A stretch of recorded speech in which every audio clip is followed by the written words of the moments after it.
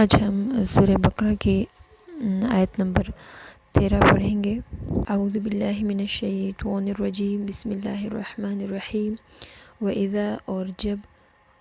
قیل کہا جاتا ہے، لہم انہیں، آمنو تم ایمان لاؤ، کما جیسے کہ، آمن الناس ایمان لائے وہ لوگ، قالوا وہ کہتے ہیں، انؤمن کیا ہم ایمان لائیں، کما جیسے، آمنا ایمان لائے، آمن السفہاء بے وقوف، الا خبردار یا سن رکھو، انہم خود وہ، ہم السفہاء وہی بے وقوف ہیں، ولکن لا یعلمون اور لیکن وہ نہیں جانتے، ولکن اور لیکن، لا یعلمون وہ نہیں جانتے۔ دوبارہ پڑھتے ہیں۔ وَإِذَا قِيلَ لَهُمْ اور جب کہا جاتا ہے انہیں، آمنو تم ایمان لاؤ، کما جیسے، آمن الناس ایمان لائے وہ لوگ، قالوا وہ کہتے ہیں،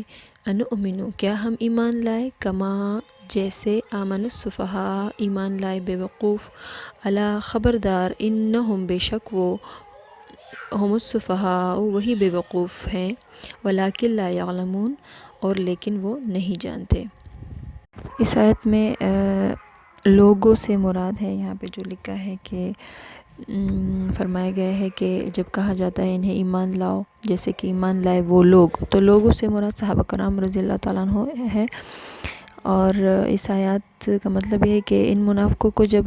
صحابہ کی طرح اللہ تعالیٰ پر اور اس کے فرشتوں اور کتابوں اور رسولوں پر ایمان لانے کو کہا جاتا ہے، تو یہ گروہ ایسے ایمان کو بے وقوفوں کا ایمان کہتے ہیں، اور